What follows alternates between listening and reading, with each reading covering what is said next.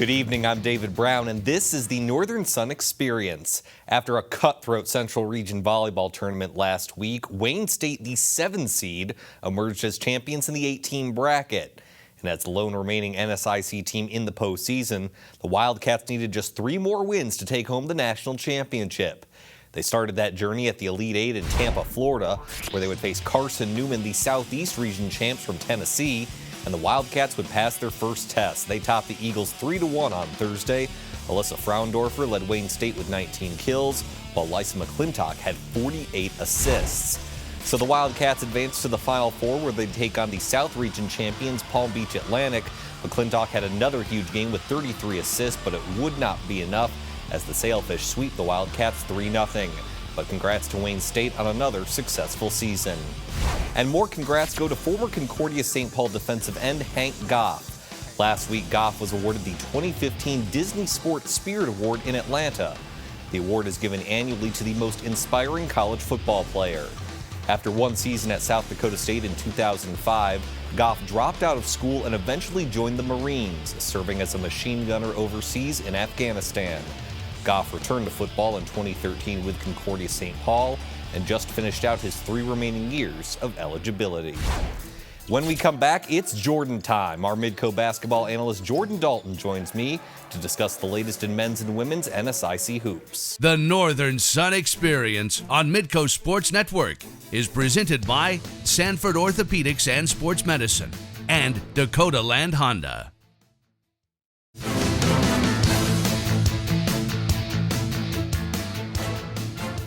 And welcome back to the Northern Sun Experience, and we're very happy for the second season to be joined by Mr. Jordan Dalton, former Augustana point guard. And Jordan, once again, we got to run through your resume real quick. 2006 to 2010, 4 years at Augustana. You led the Vikings in assists in both your junior and senior seasons. You started every game your senior season, led the entire conference in steals, second in the conference in assist to turnover ratio, third in the conference in assists your senior season. So Tom Billiter knew what he had, didn't he? Well, if you ask him, he'll talk about the one bad game I had at Concordia St. Paul my senior year. But I love Coach B, love Augie, obviously, and just great to be back. So. Well, thank you very much again for joining us. And we're going to start this segment with your alma mater, Augustana, obviously doing a lot better maybe than when you were playing. But they lead the conference in points per game, 91 points per game. That's 8 better than second place. Why is your alma mater so good offensively? Yeah, I think they're so good offensively because they're so dynamic on the offensive end. You know, they have great inside and outside presence. You have Jansen and Schilling down low who can post up virtually anybody. They're big, strong, athletic guys down low. But then they also, at any point in time, can put 5 guys on the perimeter that can make 3-point shots. And so that's really tough, and it's really tough on the opposing team because it's like, what are you going to take away? If you decide to double the bigs in the post, well, now they got 4 guys around him that can knock down 3-pointers. But if you leave Jansen one-on-one down low, he's shown he can get 25, 30 points a game. And I think that's the biggest reason, that they've had so much success on the offensive end. And they got 5 guys who've made 10 3-pointers or more on the season. And so they have so many weapons that it's almost like pick your poison. Whatever the defense is going to give us, we're able to take away. And they've done a great job of exploiting basically any weakness the defense presented this year. And, of course, a big point that we pointed out last season that makes its point this season, they have everyone back from last season. Yep, and that type of chemistry, we talk about it all the time. Chemistry is tough, and it takes time. And when you have 3 seniors, and like I said, and Schilling, Richter, and Jansen up front, they really lead the charge. They set the tone, not only in the games, but also in practice. They had a sour taste in their mouth the way the season ended last year, a little earlier than they wanted it to. And so they've really come back here on a mission with one goal, and that's win a national championship. Well, you mentioned the loss that they had last year that ended their season. That was in the Central Region Tournament. The team that won it was Minnesota State Moorhead. They made it to the Elite 8. They lost in the Elite 8, but still they had a better season last year. They've won 12 in a row as of right now. So how are the Dragons keeping pace with last year, especially since leading scorer Jordan Reaver graduated? Yeah, I think the coaching staff, Chad Walthall, has done a great job of playing through their best player, which is Isaac Sievely. He's a beast. He's a low down low, averaging the league best 21 points a game and 8 rebounds. And so he's really tough to contain down low, but what he does, he also establishes an inside presence. And so they play through him. He does a great job of getting to the free throw line. He shot 20 more free throws than anybody else in the conference. And so when you have that type of weapon in the paint, everybody else kind of feeds off of them. That, and also they're one of the most efficient teams in the league. Have one of the best assist to turnover ratios only averaging about less than 10 turnovers a game. And so when you combine that type of inside presence with the efficiency they're playing with on the perimeter, they're really, really tough on the offensive end. And we talked about a lot last year. That puts a tremendous amount of pressure on the defense to not only get stops, but get stops consistently as well. Yeah, Dragons and Vikings, obviously the two top teams right now. Minnesota State was a consistent number 3 last season, but they lost a lot of scoring. Zach Monahan seemed like he was there for 8 years. He graduated. Asim Marai graduated. But as of now, the Mavs have only lost 1 game in the NSIC. So how have they been able to sort of rebuild this year? Yeah, I think they've done it with a combination, to be honest with you. Some guys that were there last year, Mike Busak and TJ Lake, great perimeter shooters. You know, both of them have over 20 made three-pointers this season. And so they've really taken advantage of those additional shot opportunities that are there, which is talking about the departure of so much scoring last year. But Minnesota State Mankato, traditionally has brought in great transfer players, and nothing's different this year. You know, Jalen Pendleton and John Fuqua, those guys are big, strong, athletic guards that make a living in the paint right now. And so they're doing a great job. They play a lot of 5-out dribble motion type options, and it's really tough for a big fella, you know, if he's 6'9", 6'10", to get out there on the perimeter and try to guard some of these quick athletic guards. And not to mention, we talked about the way they can shoot the ball from down low, or from the three-point line, And so they've done a great job of, like you said, kind of rebranding and putting a different presence, or putting a different fingerprint on the game this year. Well, Minnesota State Mankato has been a bit of a surprise this year, but what team, in your opinion, has been the biggest surprise on the men's side so far? Yeah, you have to look at University of Mary. You know, they were picked to finish 14th in the league, and right now they're 4-1. And so that just shows you preseason rankings go out the window when you throw the ball up in the air. And that type of ranking, when you see those preseason rankings, that lights a fire under guys, and that really gets teams going. And so they've done a great job of coming together and just playing hard. And when you talk about being number 3 in the conference right now, they're behind 2 top 5 teams in the country. And so being number 3 in this conference isn't a bad deal. And subsequently, what's a team that maybe, I know it's early, but maybe gotten off to a bit of a slower start than you expected? And like you said, it's early, so you don't want to hit the panic button. But St. Cloud, you know, they already have 3 conference losses this season. And so you look at a team like St. Cloud, who was picked to do pretty well, you know, in the preseason rankings, haven't really got off to the start they wanted to. But maybe that's a wake-up call for them to really dig deeper and try to figure out, you know, what teams they want to be. I always say adversity kind of reveals some character. And so you have a couple tough losses in this early part of the season. Kind of let you know, all right, maybe we do need to go back to the drawing board and get back after it. So I expect them to have a big second half of the season. All right, Jordan, well, thanks for your analysis on the men's side. When we come back, Mr. Dalton's going to break down the weekend that was in women's NSIC hoops. The Northern Sun Experience on Midco Sports Network is presented by Sanford Orthopedics and Sports Medicine and Dakota Land Honda.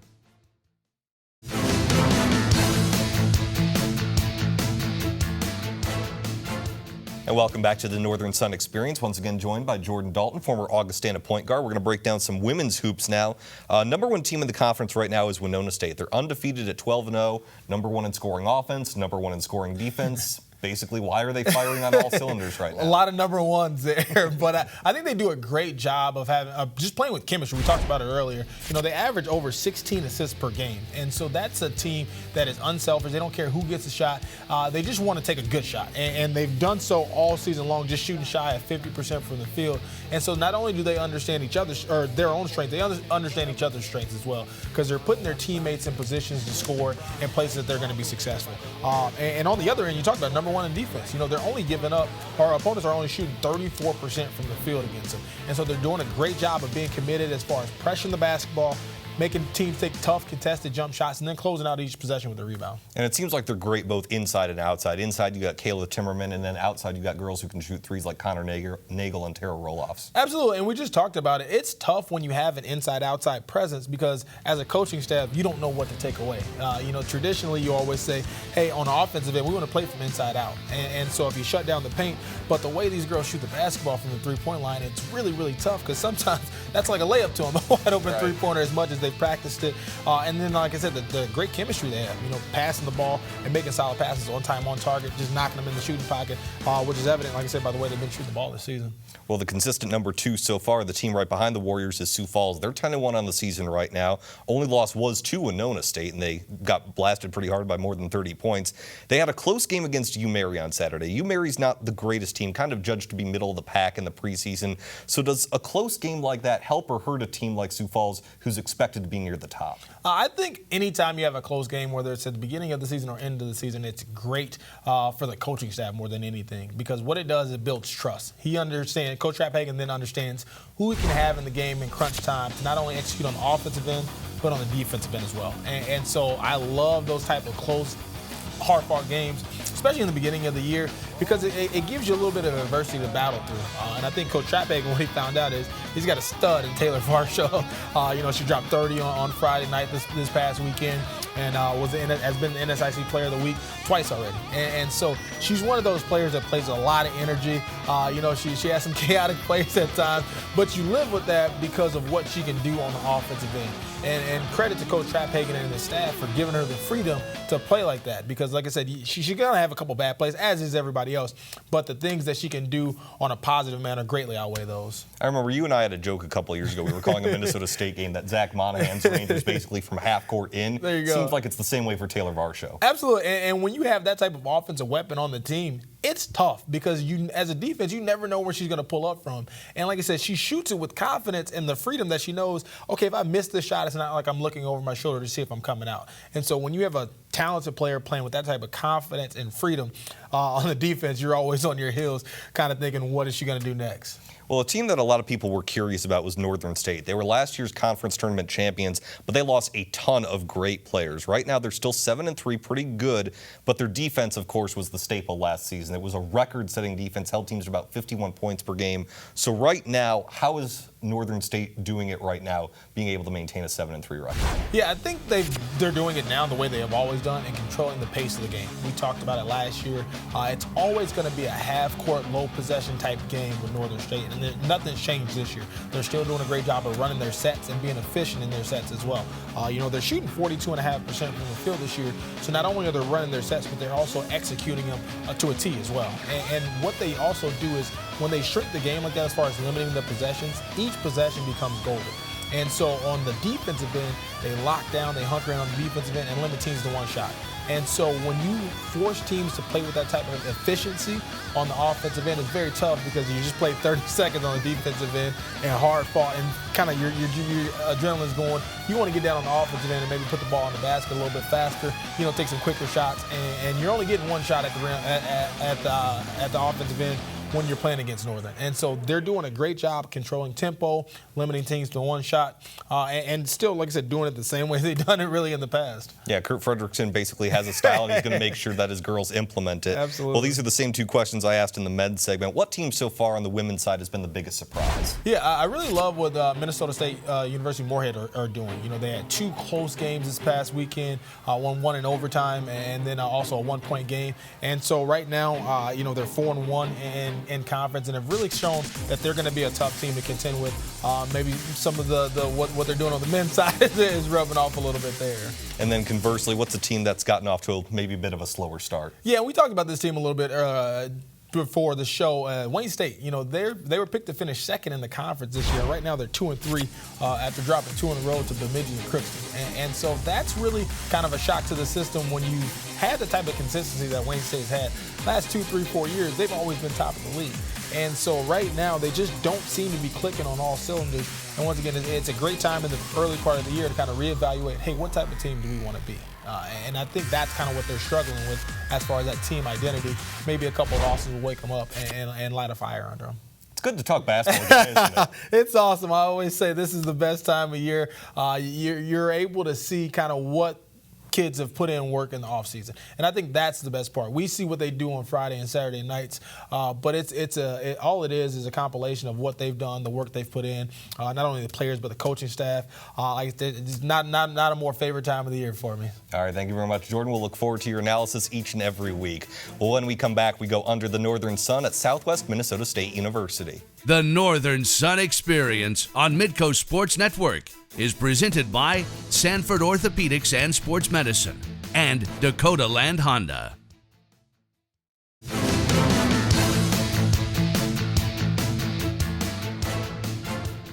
Welcome back. It's time to shine the spotlight on one of our member schools with a feature we like to call Under the Northern Sun.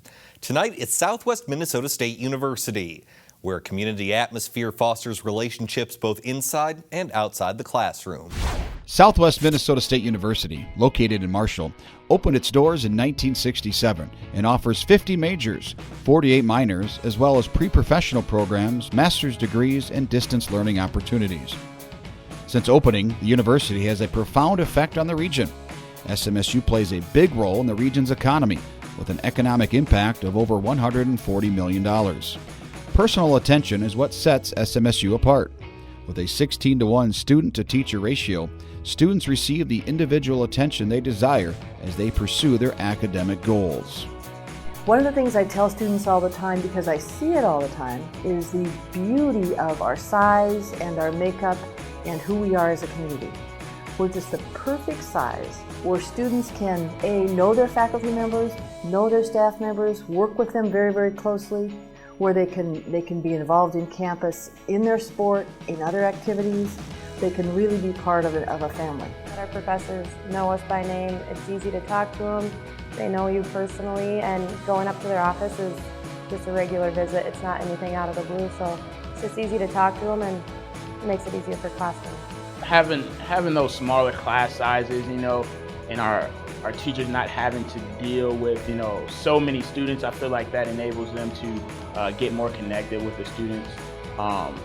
And I feel like that plays a huge part in a lot of our students' success in college, just building those relationships with their professors. The campus has been transformed in recent years with over $150 million of construction, renovations, and improvements, including a new student center, a renovated library and science labs, the Marshall Regional Track and Field Complex, and the Schwann Regional Event Center. SMSU is proud of its rich tradition in intercollegiate athletics.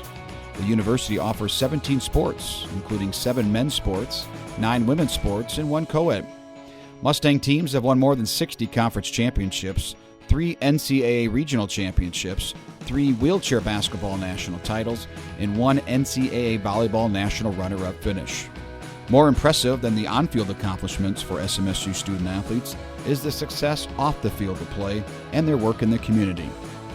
Mustang student athletes have posted athletic department record highs for GPA in recent years and are actively involved in numerous civic engagement projects. Going out for our rake-a-thon, our work-a-thon, just helping people, they never expected, and just being able to help them out like that, it just warms our hearts and it warms their hearts, and it's just a great thing to be able to do something for someone else. SMSU Athletics has been honored 6 times for the NCAA Community Engagement Award of Excellence, including the annual Smokefest and Egg Bowl.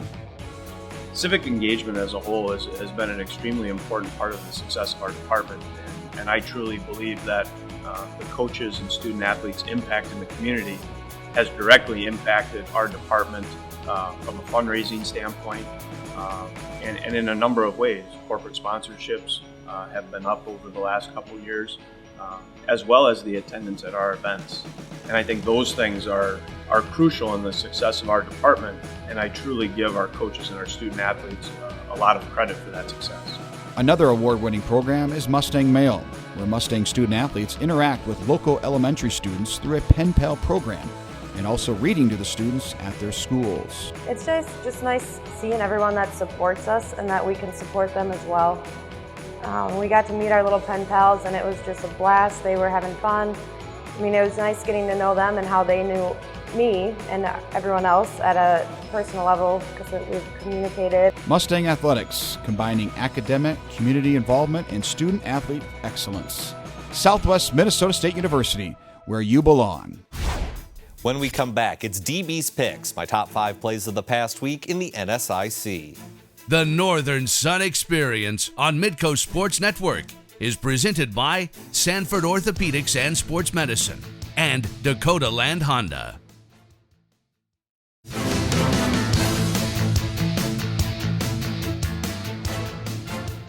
Welcome back. It's time for DB's Picks, my top 5 plays or moments of the past week in the NSIC. At number 5, John Sabaski splits the D. The Concordia sophomore makes his way between Winona State defenders and hits the short floater in the lane. Here it is again. The high pick and roll leaves just a tiny crack for Sabaski to escape, and he does just that for play number 5. At number 4, we finished with a team that ended its run in the Final Four. Wayne State's volleyball team won its Elite Eight matchup, but fell in the semifinals to Palm Beach Atlantic. Nevertheless, a wonderful season for Scott Kneifel and company, the most successful campaign in Wayne State history. A tip of the cap to the Wildcats at number 4. For number 3, Mac does it all. Off the steal, USF's Mac Johnson works the give and go with Jordan Stott's to perfection for the lay-in. Take another look, the junior doing it at both ends for USF, stealing the outlet and then creating the easy bucket. I have a feeling we'll see Mac come back later in the countdown.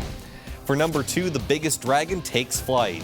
Isaac Sievely posts up and soars over St. Cloud State for the one-handed flush. Check it out from another angle. Sievely feels the incoming pressure from the double team and moves toward open space for the throwdown. Sievely's slam is number 2. But our number 1 play is the return of the Mac. Sioux Falls' Mac Johnson misses on his first try but connects on his second, nailing this last-second three-pointer against Minot State in overtime. Here it is again, down by 2. Matt goes for the win and misses, but the ricochet gets it right back out and he doesn't miss twice. That gave the Coup a 1-point overtime win over the Beavers, as well as the number 1 play of the past week. Once again, a thank you to all of our NSIC member schools for their time and contributions. We're taking a holiday break, but we'll be back in 3 weeks to start the new year on Wednesday, January 6th with yet another Northern Sun Experience.